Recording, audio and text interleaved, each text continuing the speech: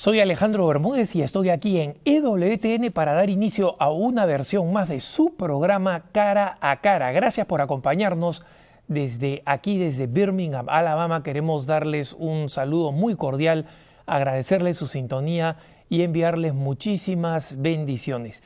Queremos agradecer a las personas que nos escriben cotidianamente, a todos aquellos que nos piden sus oraciones. No me canso de decirlos, las tomamos muy en serio, cada una de ellas las leemos cuidadosamente, no solo los pedidos de oración, todos los correos electrónicos, incluso los correos electrónicos que son críticos de las cosas que hacemos, porque nos ayudan a mejorar, sobre todo aquellos que tienen una crítica constructiva y mejoramos en lo que se puede mejorar. Alguien por ahí en un correo electrónico decía que yo tartamudeo mucho y que eso podría ser consecuencia de mi inseguridad. Mejor no puedo hacer, así que hasta que el productor no consiga a alguien mejor que yo van a tener que aguantarme, ¿no? Voy a tratar de tartamudear lo menos posible, pero mientras tanto paciencia y buen humor, como se dice en nuestro continente latinoamericano. El tema que quiero abordar hoy es un tema sumamente interesante porque sé que a muchos católicos les pesa encima, les pesa enormemente, y es el tema de la Inquisición, ¿no? ¿Y por qué les pesa? Porque no hay ateíllo, pseudoateíllo, semiateíllo, protoateíllo y miniateíllo que no se haya acercado a un católico o a alguno de esos católicos renegados que dicen yo sí soy católico pero creo en Jesucristo pero no en la iglesia, y que hayan dicho y la iglesia y la Inquisición. En realidad, como nosotros sabemos que la palabra Inquisición básicamente se ha convertido en una palabra eléctrica, ¿no? La Inquisición, brrr, todos nos electrocutamos, ¿no? Como se acordarán ustedes de los que vieron la película El Rey León, se acordarán de las hienas, esas que cuando escuchaban a Mufasa temblaban, ¿no? Mufasa, brrr. Y mucha gente quiere que nosotros ante el término Inquisición también los católicos sintamos un brívido, como dicen los italianos, ¿no? Un temblor de vergüenza, brrr, ¿no? Pero voy a explicar por qué no es así y por qué el término Inquisición se ha convertido en un tema que, más que un concepto real con conocimiento y fundamento histórico, se ha convertido en un palo, en un garrote con el cual a los católicos nos dan, y lo que es peor todavía, por ignorancia, nosotros los católicos bajamos la cabecita y dejemos que nos den. Entonces voy a abordar, como me han pedido en múltiples ocasiones, el tema de la Inquisición de una manera resumida, pero suficientemente clara y además histórica e historiográficamente sustentada para que los católicos que crean que necesitan responder a este tema de la Inquisición tengamos respuestas. Entonces, vayamos pues a este tema para que nos permita entender qué fue, qué no fue, qué hizo y qué no hizo la famosa Inquisición. Comencemos por el nombre. El nombre viene del latín inquisitio, que significa fundamentalmente examen o investigación. Es decir, la palabra Inquisición no significa colección de perversos torturadores ni nada por el estilo, sino viene de inquirir, ¿no? Recuerdan ustedes, es una palabra en español. Mira, solamente tienes que inquirir, es decir, preguntar, cuestionar, averiguar. En consecuencia, el sentido original no es un sentido agresivo, es un sentido de un ejercicio de la razón para básicamente descubrir la verdad. Ese es el origen de la palabra Inquisición. Pero bajo el nombre de la Inquisición, en realidad no ha existido nunca una Inquisición. Han existido múltiples Inquisiciones, algunas no relacionadas las unas con las otras, pero que lo único que compartían es que estaban bajo este mismo nombre de Inquisitio, ¿no? Y fueron fenómenos no relacionados entre sí que se prolongaron a lo largo de la historia europea y en algunas partes de América Latina, por un periodo de más de 800 años. En consecuencia, les podría adelantar diciendo que cuando alguien viene y les dice, y la Inquisición, ¿no? Porque se llenan la boca los enemigos de la iglesia, ¿no? Les sobran las eses para decir Inquisición. La primera pregunta del católico debería ser, la primera repregunta del católico debería ser, perdón, ¿de qué Inquisición estás hablando? ¿De cuáles de las Inquisiciones? ¿La Inquisición medieval, la Inquisición medieval romana, la Inquisición española, la portuguesa, la francesa, la del Estado español o la que tuvo origen en el Vaticano para dar inicio a un dicasterio o a una sagrada congregación? ¿No? Ya ven ustedes, es una respuesta que puede parecer un truco, pero que es la verdad. Por eso vamos a comenzar a explicar qué fue realmente la Inquisición.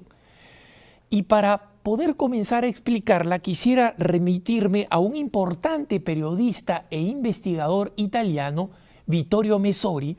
Algunos de ustedes lo recordarán porque él es el coautor con el Papa Juan Pablo II de un par de libros entrevista, entre ellos uno muy importante que es uno llamado Cruzando el umbral de la esperanza, colosal libro del Papa Juan Pablo II, que sin embargo fue en realidad el producto de una entrevista entre Vittorio Messori y el Papa Juan Pablo II. Vittorio Messori logra compilar, después de muchísimos años de investigación, un texto llamado Leyendas Negras de la Iglesia. No quiero entrar a todas las leyendas negras, pero él dedica un capítulo muy importante a este tema de la Inquisición, y cuando se refiere al tema de la Inquisición dice algo muy importante, y lo cito aquí textualmente. Dice: lo que hemos oído y visto en los libros, hoy magnificados por los medios de comunicación, fueron realmente la excepción. Es decir, esto de que la Inquisición torturaba, le echaba en la boca de la gente oro derretido, que los empalaba, que les reventaba las uñas con bambús puestos a mojar, etcétera, etcétera.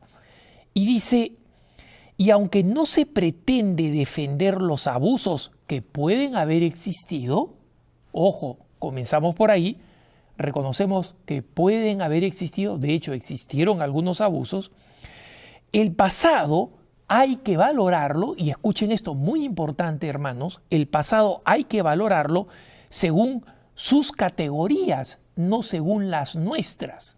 Es decir, existe un fenómeno que es un pésimo hábito, que es creer que nosotros podemos juzgar el pasado a través de las experiencias de hoy.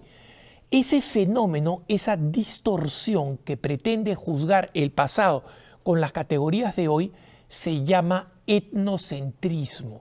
Cuando nosotros pensamos, por ejemplo, en los primeros hombres que estaban en la época de las cavernas y que decían: oye, ¿es verdad que enamoraban a las mujeres dándoles un palazo en la cabeza? Nosotros decimos: qué brutalidad, qué salvajismo, qué falta de ignorancia, qué falta de respeto de la dignidad de la mujer. Hermanos, estamos hablando de la edad de bronce. Habían categorías, conceptos, formas de operar que hoy en día nosotros nos damos cuenta que no eran las mejores, pero tenemos que reconocer que eran las propias de la época, aceptadas no solamente por los hombres, sino por las mujeres. Y en consecuencia nosotros no podemos juzgar lo que pasaba en el pasado con las categorías, los sentidos de dignidad que tenemos hoy en día.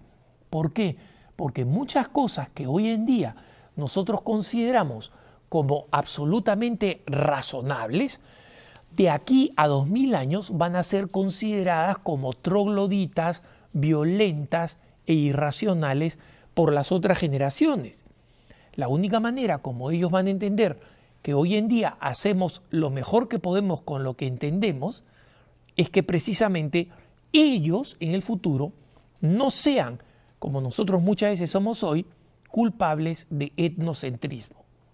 Entonces, a la hora de juzgar la Inquisición, hay que entender que la Inquisición no era un fenómeno, entre comillas, oscurantista en medio de una sociedad extremadamente moderna y ansiosa de la democracia. Era una sociedad donde el concepto de democracia no se conocía y donde además el sistema de la monarquía era considerado como el mejor y el más justo por consenso, ¿no? Entonces, es importante que una vez que estas categorías nos ayudan a entender mejor cómo no podemos juzgar las cosas desde hoy, veamos dos componentes fundamentales de aquella época en la que comenzó recién la Inquisición.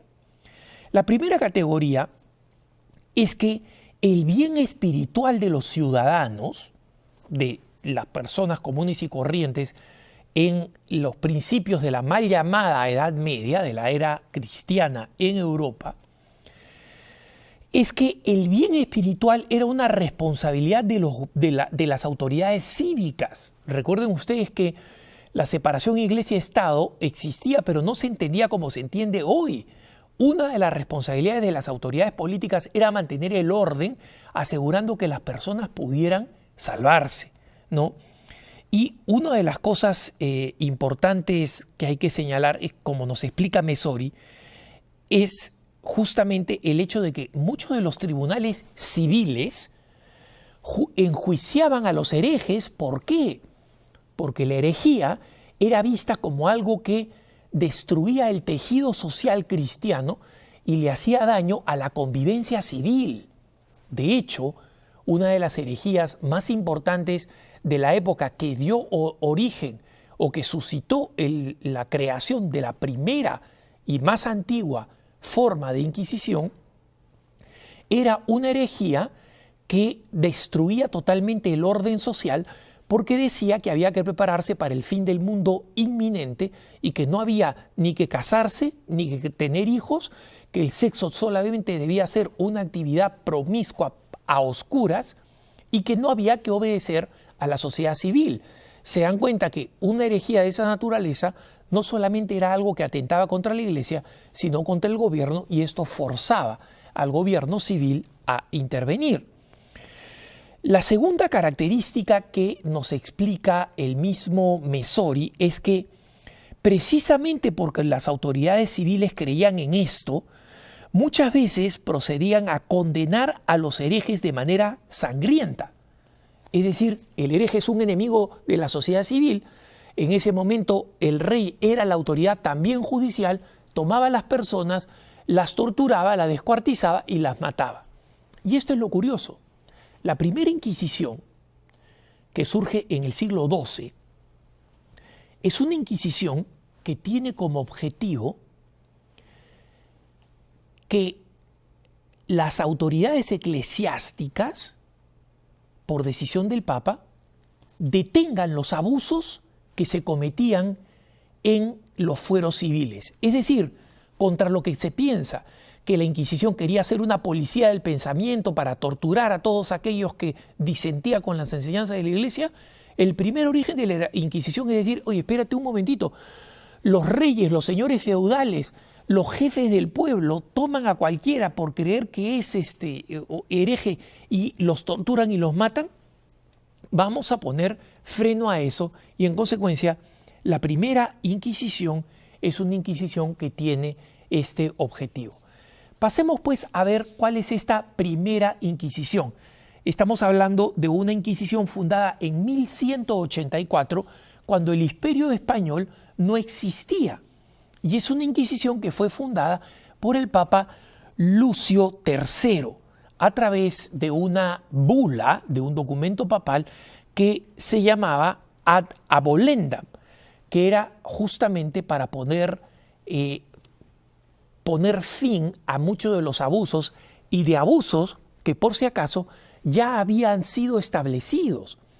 Poco antes del establecimiento de esta bula, y lo que de alguna manera forzó al establecimiento de esta bula, es un famoso rey de origen alemán que era el famoso rey Federico II Hohenstaufen, que había determinado que todo hereje tenía que ser torturado y quemado sin ninguna condición o sin ningún atenuante, porque como eran enemigos del Estado, había que eliminarlos de todas formas.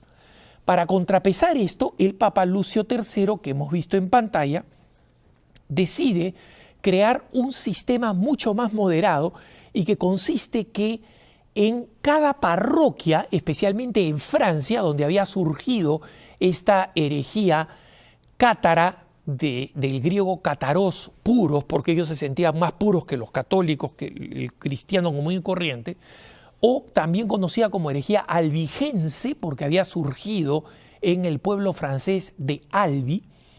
Gracias a la creación de esta Inquisición, prácticamente en cada parroquia francesa se había establecido un pequeño tribunal, y este tribunal consistía en un tribunal compuesto por un párroco, por el sacerdote, junto con los dos hombres más sabios de la parroquia. Gente que, como saben ustedes, no ocurría con la mayoría de la población, supiera leer y escribir y fuera conocida y reconocida por su paciencia, por su buen temperamento. Entonces, esta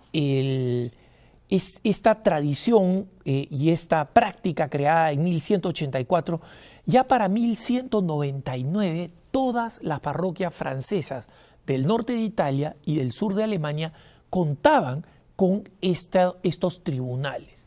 Y estos tribunales, como sabemos, lo que hacían era poner freno a los abusos de las autoridades civiles, porque muchas veces a la cabeza de un pueblo estaba simplemente el primo hermano del rey, y muchas veces se trataba de personas que tenían deseos de venganza personal frente a algunos, tenían una enorme ignorancia, tenían una gran prepotencia y en consecuencia existía una cierta tendencia a abusar del poder civil. Y por eso el poder eclesiástico, las autoridades eclesiásticas crearon este contrapeso. En 1233, es decir, unos 34 años después de que ya existían en todas estas parroquias, el Papa Gregorio IX escribió una carta instructiva ya estableciendo parámetros de cómo debían funcionar estos juzgados de la Inquisición de investigación en las distintas parroquias, y establece un proceso sobre el cual no me quiero detener, pero que decía: cuando en un pueblo no exista una inquisición, tiene que llegar un visitante enviado por la diócesis o por la Santa Sede, en la que lo primero que hará el visitante eclesiástico es predicar a todo el pueblo sobre la fe, animarlos e incitarlos a conocer la fe y aceptar la fe, y luego seleccionar los hombres más sabios y prudentes para ver si es que entre ellos existen herejes o existen personas con ideas ambiguas. ¿Y qué es lo que se le va a pedir a esas personas? No se las va a torturar, no se les va a quemar en la hoguera, no, se les va a pedir que estas personas hagan un acto de fe y se renuncien a cualquier herejía, renuncien a cualquier creencia malsana o enemiga de la iglesia, porque mucha de esta gente se habían escuchado a un hereje cátaro o albigense y habían aceptado esta doctrina muchas veces por ignorancia más que por maldad o por el deseo de ser herejes, ¿no? Y por tanto, la Inquisición, como queda clarísimo por esta decisión del Papa Gregorio IX, no era para perseguir a los no creyentes, no era para perseguir, por ejemplo, a los judíos o a los musulmanes que podían vivir en el seno de Europa, o incluso personas que se declaraban no creyentes. No, era para mantener la pureza doctrinal y en consecuencia también, como digo, la organización civil, porque estaban íntimamente vinculadas, entre los católicos y al interior de la iglesia, ¿no? Esto es importante comprenderlo porque el mito que existe respecto de la Inquisición es que la Inquisición tenía una rama, una división, una oficina, un local donde torturaban y mataban a la gente. No, el hereje que se afirmaba y que se ponía necio en torno a su propia herejía, era una persona que inmediatamente era entregada a las autoridades civiles. O sea, no había una oficina de torturas oficiales de la Iglesia Católica y mucho menos una división de monjes que se encargaban de matar a alguien. Ese es un mito, nunca funcionó así.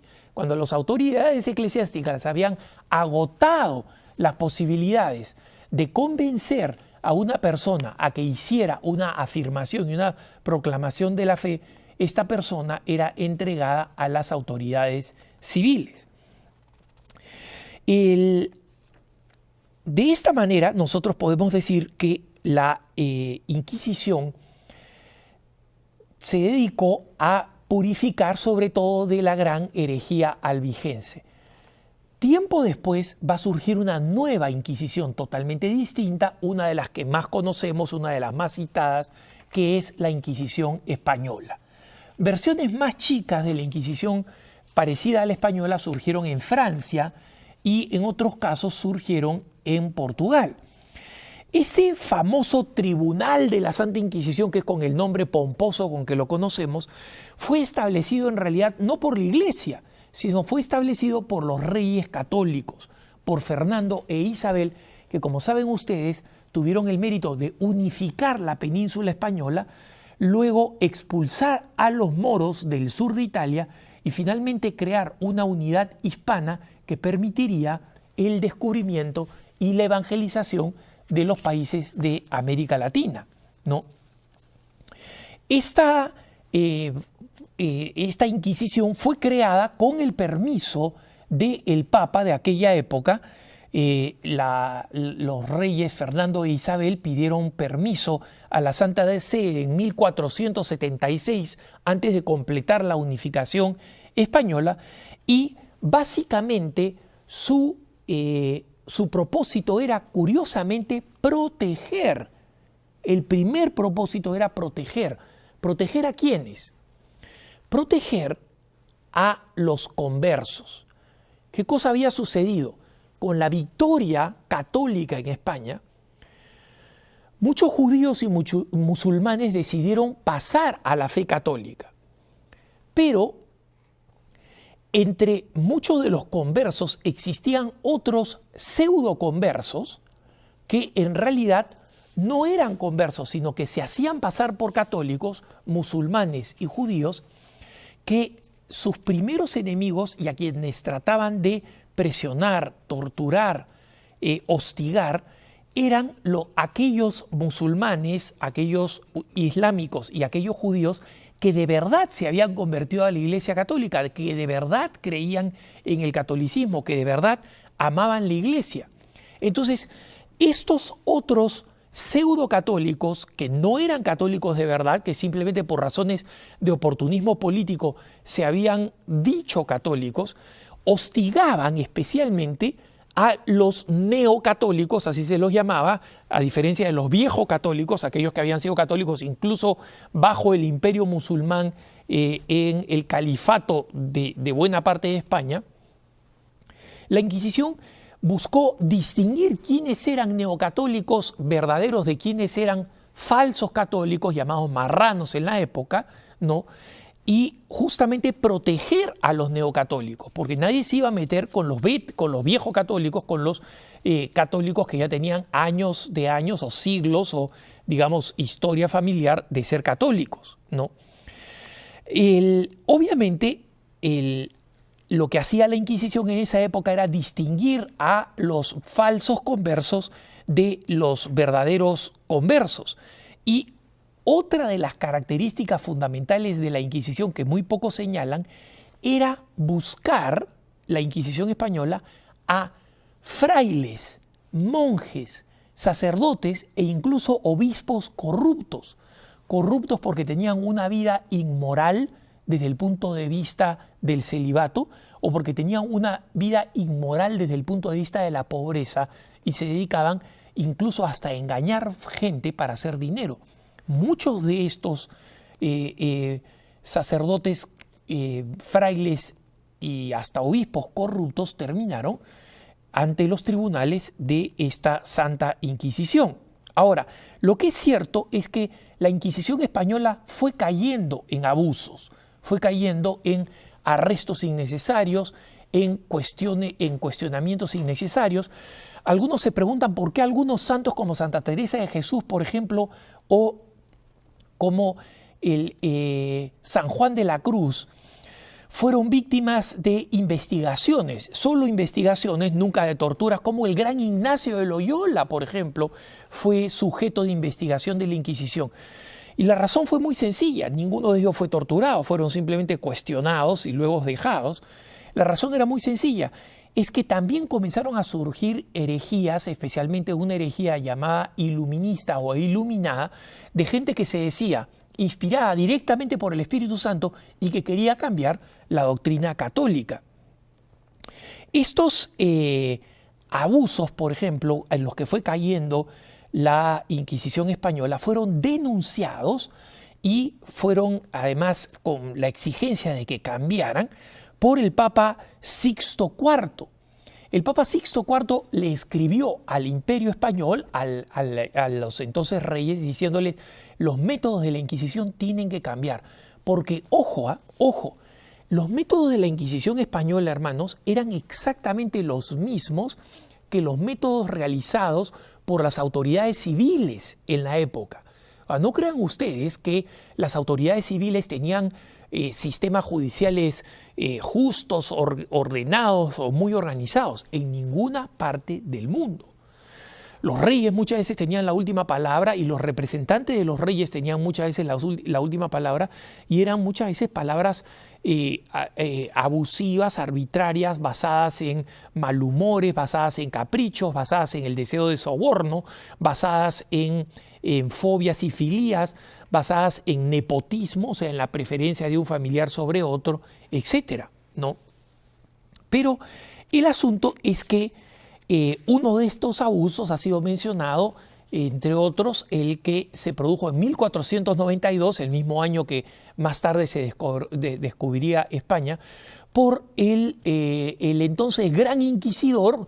Ojo, Gran Inquisidor no era un título que se ganaba por ser el más malo de todos, era, digamos así, el jefe de la Inquisición, que en este caso fue el famoso Juan de Torquemada, ¿no? ¿Cuánto ustedes han escuchado el término? Ese es un Torquemada y no saben ni quién es. Fue el que presidió la Inquisición en la época de los Reyes Católicos y estableció esta política: dar a los judíos la opción o de convertirse al catolicismo o abandonar España. Y en esta época viene el gran éxodo de judíos de origen sefardí o sefaradí, y también un número importante de judíos que se convirtieron al catolicismo. Justamente es importante comprender que por esta tensión que existía entre lo que el Papa quería y algunos abusos de la Inquisición española, y vamos a ver algunos, no vamos a ver cómo estos abusos masivos, brutales, sanguinarios son una exageración sin sustento histórico, llevó a que finalmente la Iglesia se retirara totalmente de la Inquisición y que a partir de 1542 hasta principios del siglo XIX, la Inquisición española fuera fundamentalmente una organización civil. ¿Esto lo sabían ustedes? Porque nosotros los católicos nos tiran el pato a la Inquisición como si fuera una organización donde los obispos y los frailes, los curas, las monjas, podrían arrastrar a quien quieran y mételo a ese convento y comienzan a torturar. Esa infraestructura la Iglesia nunca la tuvo. Y sobre todo, una vez más, a partir de 1542, las distintas inquisiciones, Portugal, Francia, España, se convierten en organismos del Estado, de los reyes, no de la Iglesia. En algunos casos traían a teólogos, a expertos para que ellos investigaran la parte teológica, la parte doctrinal. Y en algunos casos, tal vez algunos de estos clérigos hayan sido cómplices de algunos abusos que se han producido en la Inquisición. Pero entiendan una cosa, la famosa el Tribunal de la Santa Inquisición, con el que se llenan la boca los enemigos católicos, durante un tiempo muy corto involucró a la Iglesia. Y una vez más, involucró, porque recuerden ustedes, la Santa Inquisición, el Tribunal de la Santa Inquisición en España, que es el más famoso y al que la gran mayoría de gente se refiere, cuando 300 años antes ya había existido otra Inquisición con un proyecto muy específico, ¿no? Y para evitar los abusos del poder civil, no tiene nada que ver con el Tribunal de la Santa Inquisición española, que como les digo, fue fundamentalmente creada por los reyes y ya para 1542 totalmente separada de la Iglesia Católica. No. Junto con o tiempo después de la Inquisición y de una manera totalmente autónoma, en el siglo XVI, ya muy avanzado, los 1500, cuando además se habían comenzado a dar muchas herejías y efectivamente había comenzado a surgir el protestantismo que amenazaba la unidad y que obviamente terminó fracturando la unidad cristiana de Europa, es que se decide en la Santa Sede crear una Inquisición particular y distinta, que es la que se conoce con el nombre de Suprema Sagrada Congregación de la Inquisición Romana y Universal. Esta es otra Inquisición que no tiene nada que ver con la medieval, que no tiene nada que ver con la española, francesa o portuguesa, que eran del gobierno. Esta de acá es creada directamente por el Papa para los territorios romanos que estaban bajo la hegemonía y la potestad del pontífice directamente. El objetivo de esto era combatir cualquier forma de herejía, sobre todo porque en esa época se puso de moda, como ya había mencionado, los iluminados, estos que decían, Dios me ha escogido a mí, yo soy directo instrumento del Espíritu Santo, yo puedo hacer milagros, yo tengo el don de profecía, tengo el don de lenguas, tengo el don de cualquier cosa. Y eran personas que enseñaban doctrinas en contra de la Iglesia y que conseguían su número de seguidores, mermando la unidad de la Iglesia Católica. Esta Inquisición, que fue bastante contemporizadora, es decir, bastante poco dura en la manera de aplicar castigos, fue, por ejemplo, la que juzgó a Galileo Galilei, como ustedes saben, el caso famoso, donde, como nos lo suelen contar, Galileo Galilei fue perseguido por haber descubierto que el Sol era en realidad el que se mantenía fijo y que era la Tierra la que giraba alrededor del Sol. Hermanitos, ustedes saben que más de 30 años antes eso ya lo había descubierto un monje polaco y nadie le había dicho nada. El problema con Galileo es que Galileo dijo, entonces esas partes del Evangelio donde del Antiguo Testamento sobre todo, o del Apocalipsis, cuando se dice el sol se detuvo, tienen que ser cambiados y tienen que decir la tierra se detuvo. Es decir, lo que pretendía Galileo Galilei no es tanto que se reconociera esta norma física que ya se conocía en Europa, sino que quería que la Biblia se cambiara. El juicio concluyó con que Galilei no se retractaba, ¿no? Y finalmente recibió por sus años y por su prestigio una especie de arresto domiciliario en un palacio romano bastante cómodo, donde además se permitió que su hija religiosa, su hija monja, se mudara a vivir con él para atenderlo y ayudarlo. O sea que la idea de que Galileo fue torturado o que terminó en una mazmorra pudriéndose son todos mitos que no tienen nada que ver con la realidad. Esta Inquisición antigua era conocida también con el nombre popular de el Santo Oficio y con el paso del tiempo fue derivando en lo que hoy conocemos como un importantísimo dicasterio del Vaticano que se llama la Congregación para la Doctrina de la Fe y que se dedica precisamente a proteger, defender y alentar la fe. y que, como saben ustedes, muchos periodistas de mala leche y con mala gana, para hacer creer que se trata de una organización represiva que no la es, suelen decir la Congregación para la Doctrina de la Fe, también conocida como ex Santo Oficio o ex Inquisición, para hacernos creer que en la Congregación para la Doctrina de la Fe hay cámaras de tortura. No hay nada por el estilo. Hay teólogos que están completamente inundados de trabajos de investigación cuya labor es preservar la pureza de la fe para nosotros los fieles comunes y corrientes. Después de esta pausa vamos a volver un poco más con esa palabra electrificada, la Inquisición, para que entendamos mejor qué es y qué no es. Estamos de vuelta, hermanos, abordando este tema con el que les encanta torturarnos y darnos complejo de inferioridad a nuestros queridos amigos ateillos, semi-ateillos, católicos que han abandonado, protestantes, etc. Y para los protestantes es una sorpresa especial, pero ya venimos, ¿no?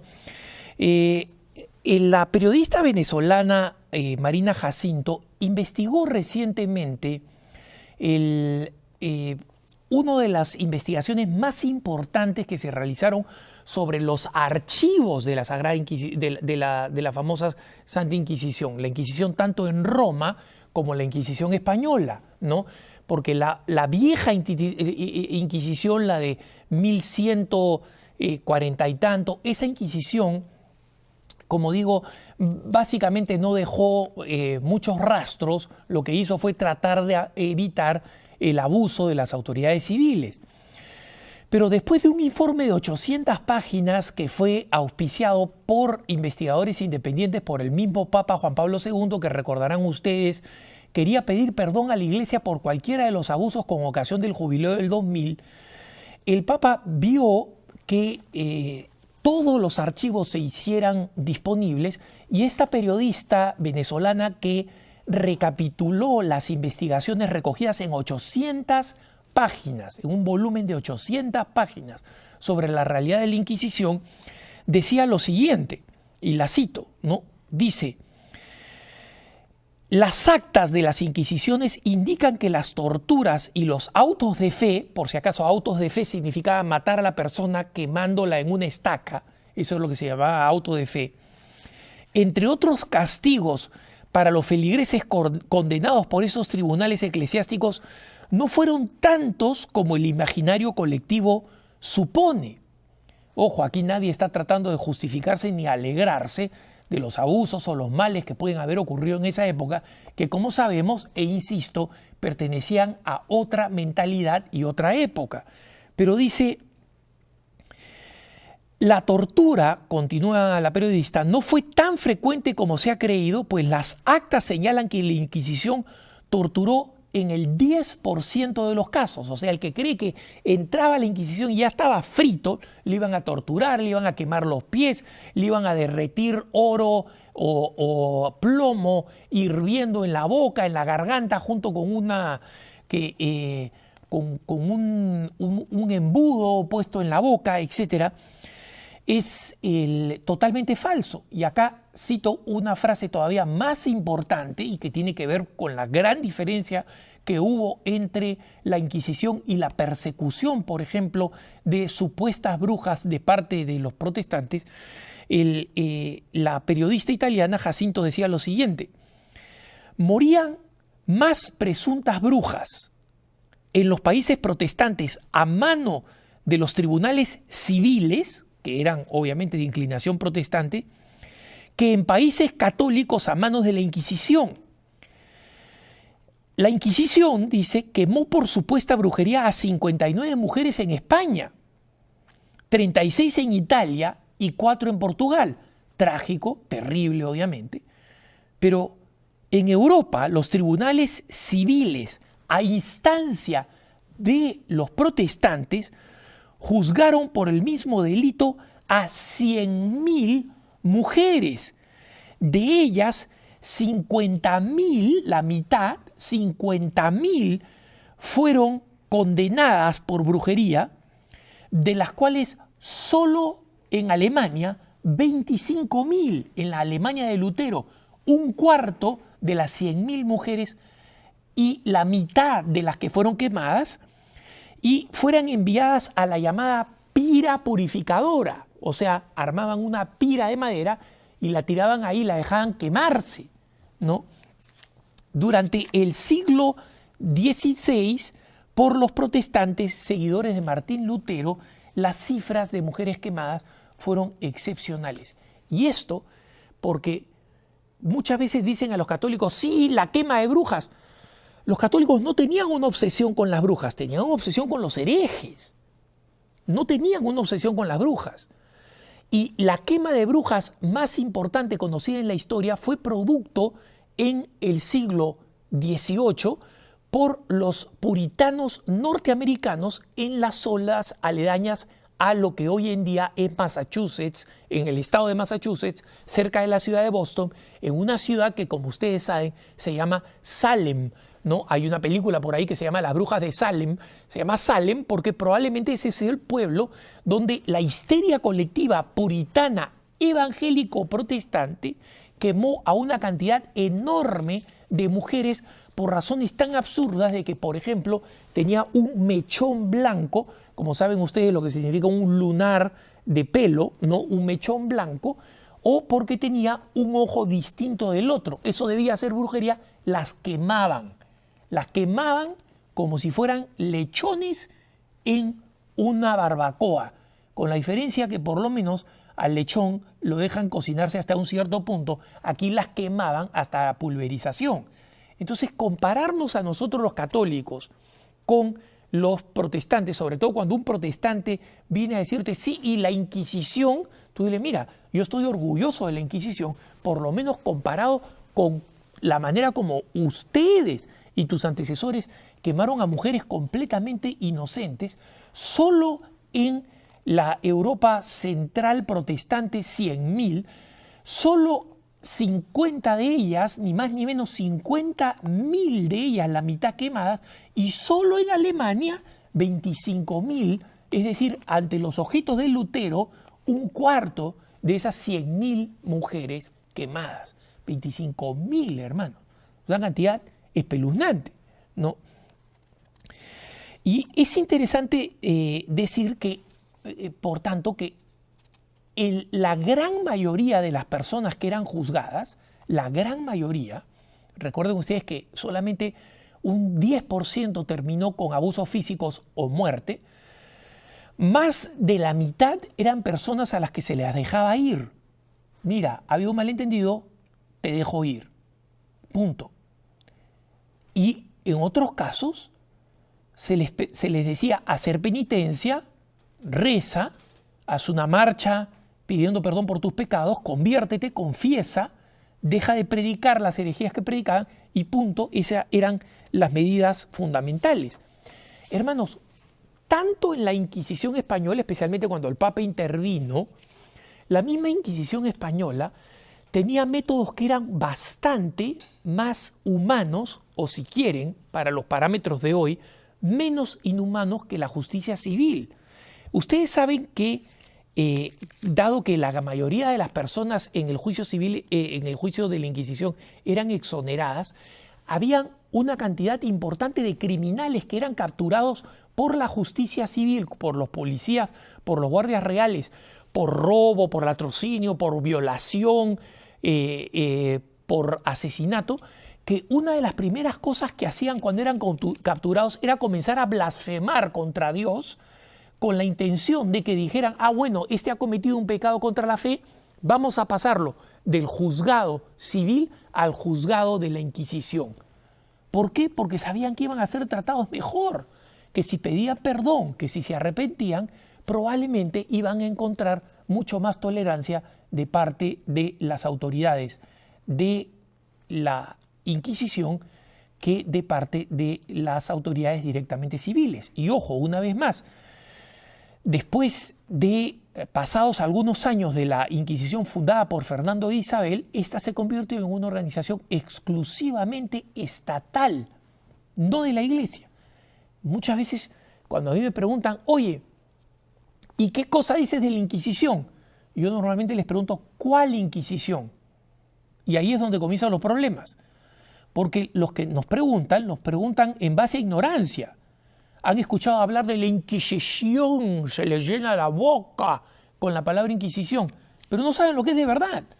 No saben su recorrido histórico. Yo le pregunto, ¿me estás hablando la de 1180 o me estás hablando de la Inquisición romana de principios del siglo XVI o de la Inquisición de mediados del siglo XVI o de la Inquisición española de principios del siglo XVI o de la portuguesa también de principios del siglo XVI? Y ahí vemos que las personas no tienen ni idea de lo que están hablando. Simplemente están diciendo una palabra electrificante. Pero ¿de dónde viene esta palabra electrificante? Viene de un proceso del que alguna vez hablaremos más extensamente en un programa cara a cara dedicado exclusivamente a eso, de un fenómeno conocido como la leyenda negra. ¿Qué cosa es la leyenda negra? La leyenda negra es un proceso de corrupción de la historia de la Iglesia Católica y específicamente de España por medio de propagandistas originalmente ingleses y holandeses que no solamente eran radicalmente protestantes, sino que odiaban a España, odiaban la hispanidad y odiaban el catolicismo, y que comenzaron a escribir libros exagerando completamente la realidad de lo que había sucedido con la Inquisición o, por ejemplo, con el descubrimiento de España. Este fenómeno que comienza en estos países termina siendo luego extendido en Estados Unidos a través de panfletos y folletos que los evangélicos protestantes en Estados Unidos leían por montones. Ustedes saben que hay libros completamente mentirosos, como el famoso libro de María Monk, Memorias de María Monk, de una mujer que supuestamente es ex religiosa católica que nunca existió, fue un mito. Y la publicación de estos libros, y estamos hablando nosotros del siglo XVIII, hermanos, pasaron los 100.000 ejemplares. Es decir, se vendían como pan caliente toda esta literatura anticatólica. Esta tendencia encuentra un personaje fijo durante la invasión de Napoleón a España, un sujeto, un historiador afrancesado que había estado vinculado con la Inquisición, este señor Juan Antonio Llorente. El gobierno napoleónico anticatólico y antiespañol le pide que escriba unas actas de la Inquisición. Como Llorente había participado de la Inquisición en esa época, tomó unas actas, según él, del cual sacó todas las noticias de cómo funcionaba la Inquisición. Y lo curioso es que después de escribir este libro, que era rabiosamente contra la Inquisición, de donde vienen los primeros mitos anti-Inquisición, resulta que todas estas actas él las quema. Es decir, en vez de preservarlas como testimonio de sus investigaciones, las quema. Y va a ser Llorente la primera fuente de la gran cantidad de textos antiespañoles y exagerados de la Inquisición que van a tomar autores británicos y norteamericanos, como por ejemplo William Prescott, este famoso historiador británico que termina escribiendo en Estados Unidos una historia incompleta del rey Felipe II, y en la que termina acusando a la Inquisición de haber sido el asesino de la creatividad cultural española. Cosa que es una aberración, porque si nosotros vemos los pintores españoles, los autores literatos españoles, los analistas, los juristas españoles, a los cuales se le deben cosas como, por ejemplo, la Organización de Naciones Unidas, como el gran jurista dominico Fray Francisco de Vitoria, decir que la Inquisición, entre comillas, reprimió la producción intelectual española es tan aberrante como decir, pues, que alguien en el Perú reprimió la producción de ceviche, que por si acaso es un plato tipiquísimo peruano, que también existe en otros países, pero que de alguna manera, pues, el plato de bandera del Perú, ¿no?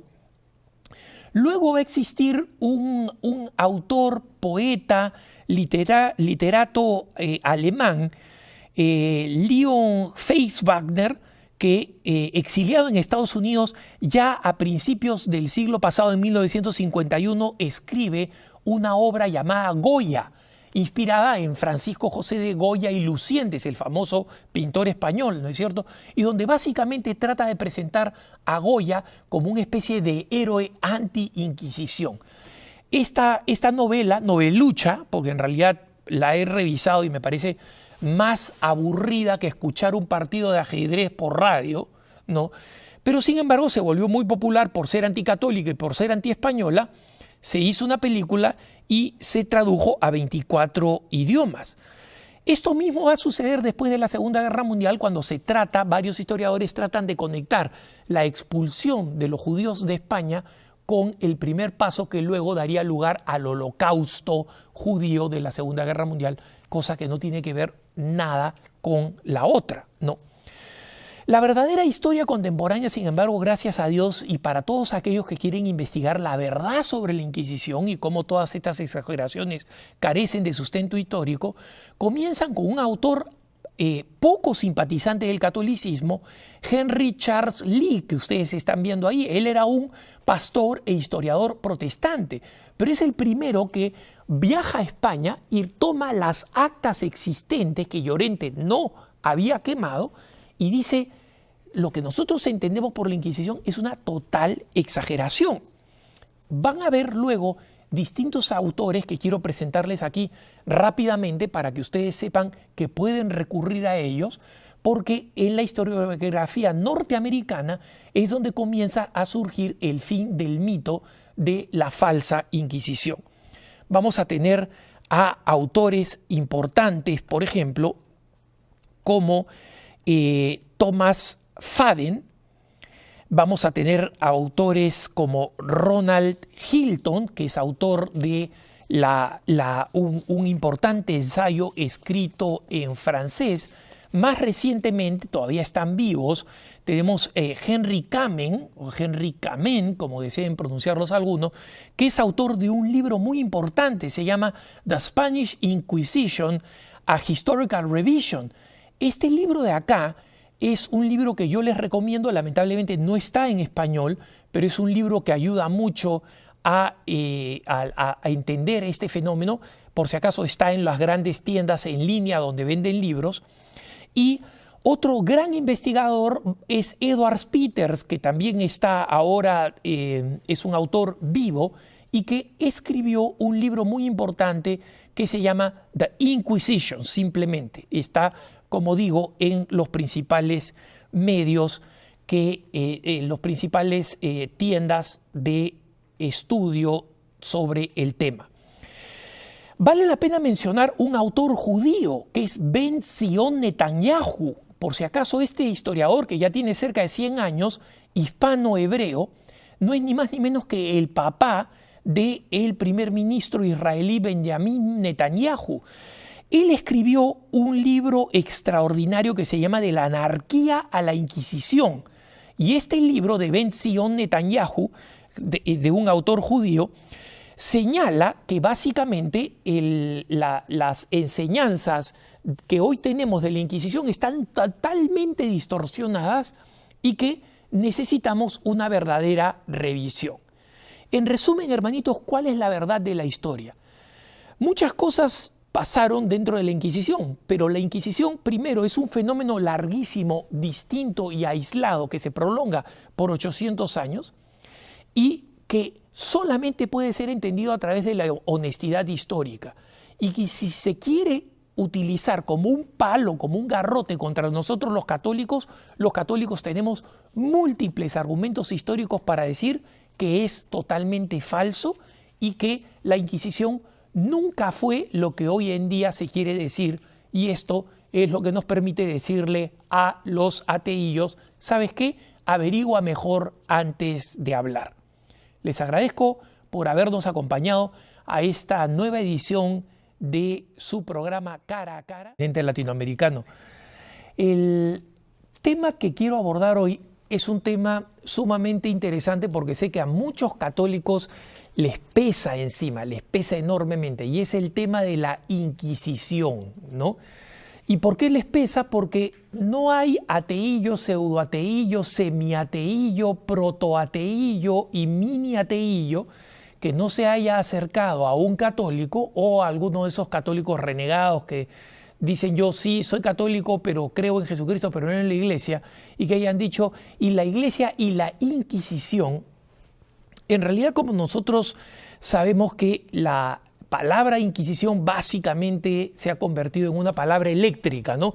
La Inquisición, brrr, todos nos electrocutamos, ¿no? Como se acordarán ustedes de los que vieron la película El Rey León, se acordarán de las hienas, esas que cuando escuchaban a Mufasa temblaban, ¿no? Mufasa, brrr, y mucha gente quiere que nosotros ante el término Inquisición también los católicos sintamos un brívido, como dicen los italianos, ¿no? Un temblor de vergüenza, brrr, ¿no?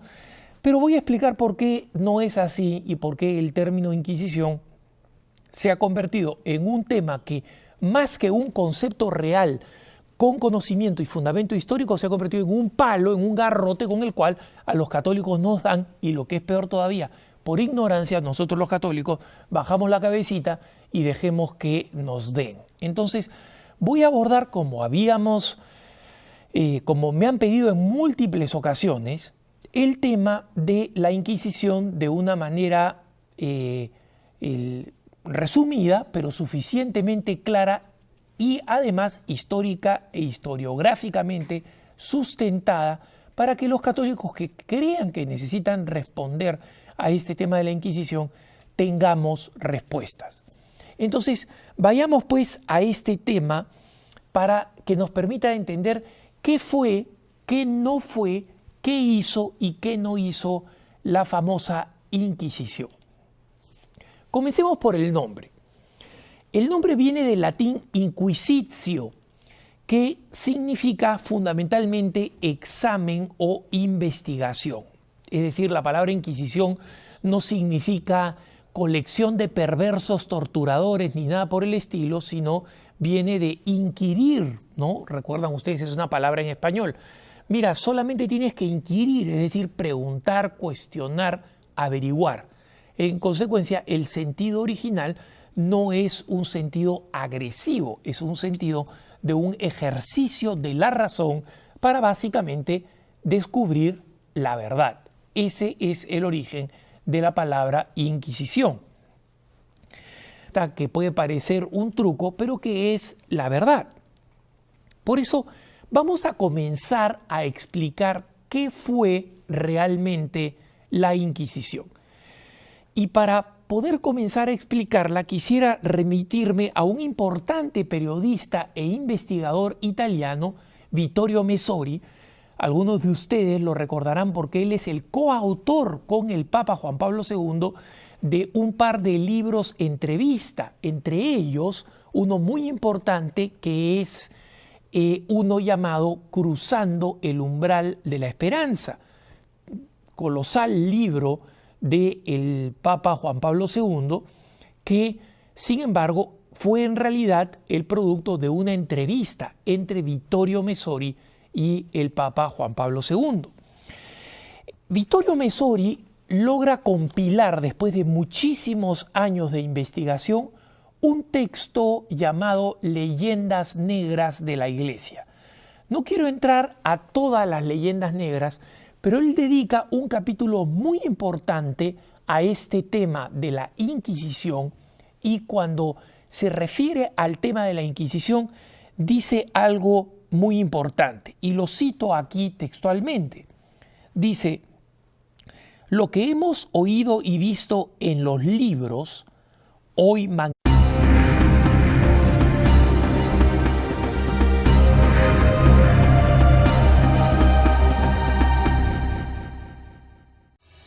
Soy Alejandro Bermúdez y estoy aquí en EWTN para dar inicio a una versión más de su programa Cara a Cara. Gracias por acompañarnos desde aquí, desde Birmingham, Alabama. Queremos darles un saludo muy cordial, agradecerles su sintonía y enviarles muchísimas bendiciones.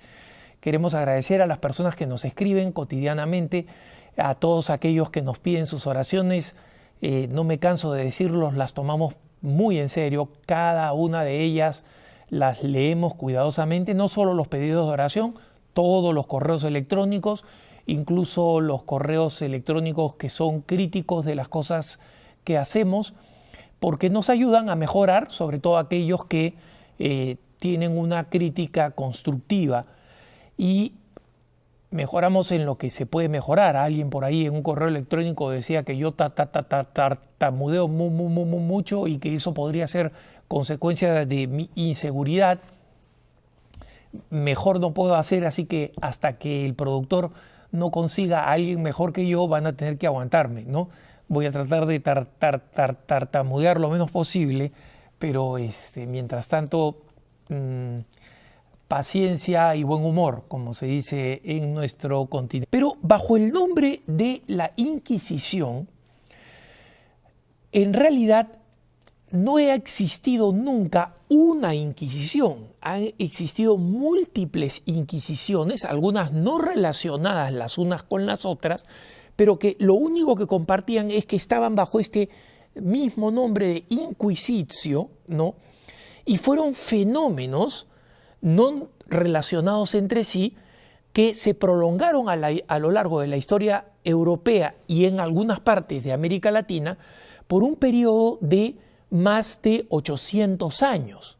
En consecuencia, les podría adelantar diciendo que cuando alguien viene y les dice y la Inquisición, ¿no? Porque se llenan la boca los enemigos de la iglesia, ¿no? Les sobran las eses para decir Inquisición.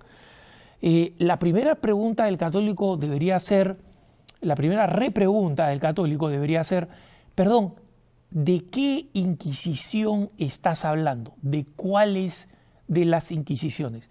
¿La Inquisición medieval, la Inquisición medieval romana, la Inquisición española, la portuguesa, la francesa, la del Estado español o la que tuvo origen en el Vaticano para dar inicio a un dicasterio o a una sagrada congregación, ¿no? Ya ven ustedes, es una respuesta